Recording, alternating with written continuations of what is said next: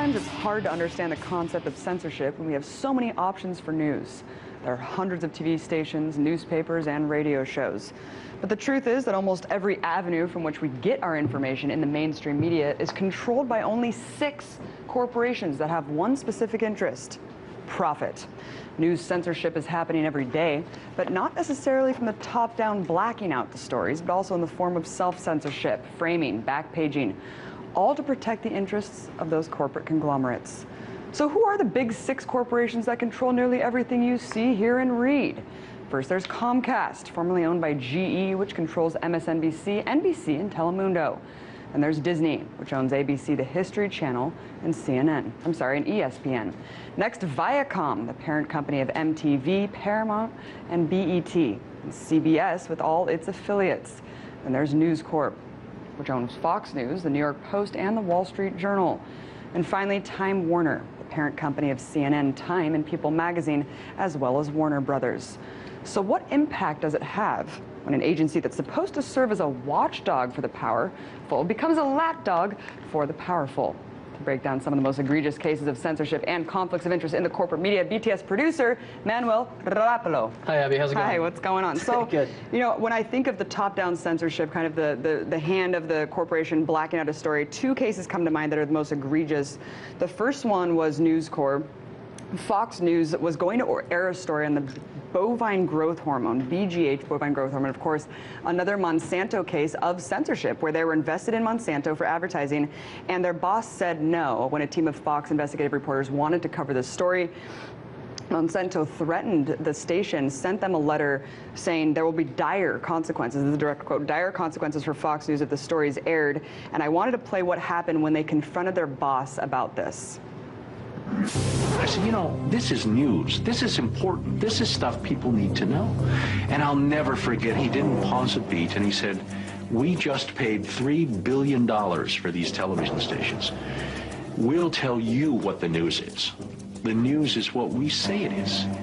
So really, I mean, you know, you look at this case, and it's such an egregious case of censorship, and really he's saying, we'll tell you what the news is. The news is whatever we want it to be. The news is whatever our advertisers want it to be. No, it's not just, when it comes to the media, really, it's not just the parent companies. It's also your corporate sponsors. It's also the people that are putting out the ads. I mean, Monsanto, had this story actually aired, would have probably pulled their advertisement for Roundup, for aspartame, and all those other products that again aren't tested, but advertise all over Fox News. And it's really interesting that you point out this story, because the reporters and that guy that you just played, they actually countersued against Fox under Florida's whistleblower statute. And as it turns out, under Florida law, they lost that lawsuit because turns out it's not illegal to falsify the news. So I mean, that really should give you an idea of how dangerous this is and how powerful Monsanto is. Like, they've been doing this for... Yeah, they've been doing this for the past 10 years. Once again, another labeling issue where we see Monsanto censoring stories. You also were researching a story about ABC. Sure. This is just another one of those examples. Back in 1998, kind of a very clear-cut example. ABC was 2020, they were going to air this story about how Disneyland is actually hiring pedophiles. I mean, it's just a crazy story. You're thinking a theme park for kids, and pedophiles just sounds terrible. They weren't able to pull the story. Why? Because Disney owns ABC. It's very clear-cut. You don't want to endanger or make the corporate interests look bad. So I mean, that's one of those clear-cut stories, but I mean, it also raises questions. That one's relatively easy, not to downplay pedophiles, but when you look at cases like CNN's running a story about the BP oil spill, the Deepwater Horizon spill, about the cleanup efforts and how, things are getting better, and as soon as the segment's over, you see a commercial come on, and it's BP, and it's BP representatives going, come down to the coast and eat some one-eyed shrimp or whatever they're doing. I mean, there's a problem in there, and it's so obvious, but I think people don't realize it as much as it's in your face. They don't realize it, but Project Censored, one of the greatest research organizations in the country about censorship in the media, did a study where they found that 118 people only sit on 288 corporate boards that unify kind of this media conglomerate and corporate America. So you have people involved in Kraft Foods, Monsanto, so many different things, defense corporations, the pharmaceutical industry, lobbying together, all sitting on these boards, and it really is such a small amount of people really controlling all these things from the top down. It's 6 What are corporations. some of the most shocking things that you found in terms of just conflicts of interest? interest. I was looking at this, and when we're looking at conflict of interest, there's two things that really need to be pointed out. It's not just corporations. A lot of execs that sit in corporations and you said it in your introduction, they're sitting on, for example, NBC, I'm sorry, Citigroup, Exxon, Philip Morris. Their execs sit on board of directors for Philip Morris. That's not okay. CBS has board members sitting in Walmart, General Dynamics. These are drone manufacturers.